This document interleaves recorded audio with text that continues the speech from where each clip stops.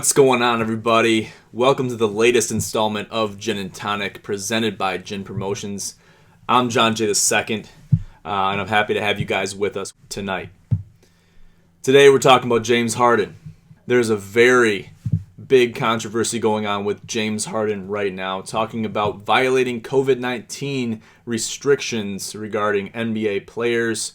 Recently, he was attending an event for a supposed friend that he supposedly was supporting in a nightclub, it seemed like, where there was no masks, nothing was being worn, clothes were being worn, but nevertheless, there were restrictions that were being violated and masks weren't being worn. And needless to say, this was filmed. I'll put the clip in here somewhere. But basically, Harden was seen in there having a good time. And it caught the eye of some reporters, caught the eye of some people that were trying to put James Harden under some scrutiny, and he took some heat for it. So there's an article actually put out by ESPN. I'll read from it now. Basically, the Houston Rockets, James Harden was fined $50,000 due to protocol violation, the NBA says. The article goes on to say, Harden will not be suspended. In announcing that Wednesday's game against the Oklahoma City Thunder was being postponed, the NBA said Harden was unavailable due to a violation of the health and safety protocols. The Rockets didn't have the league-required 8 available players needed to proceed with the game. Harden further tested negative for COVID-19 on Monday, Tuesday, and Wednesday, a league source told ESPN's Ramona Shelburne. So let's kind of analyze that and break that apart from a fundamental standpoint.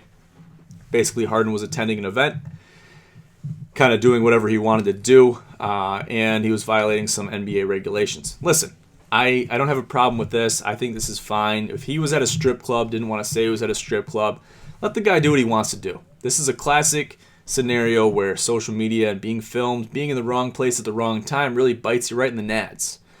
This happened to James Harden earlier this week. So another thing regarding James Harden is he is fighting for a trade position. He's trying to get out of Houston. He's trying to fly, and he's trying to let his wings soar. He's trying to escape the clutches of the Houston Rockets franchise and find what else is out there. The problem is he's playing pretty hard to get. Once you play too hard to get, you're almost playing impossible to get.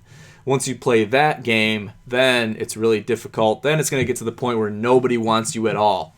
So Harden's got to be really careful here. He's treading on really thin ice.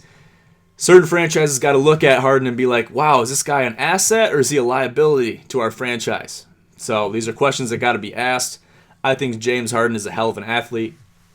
He is probably right in the prime of his life as far as being an NBA athlete goes.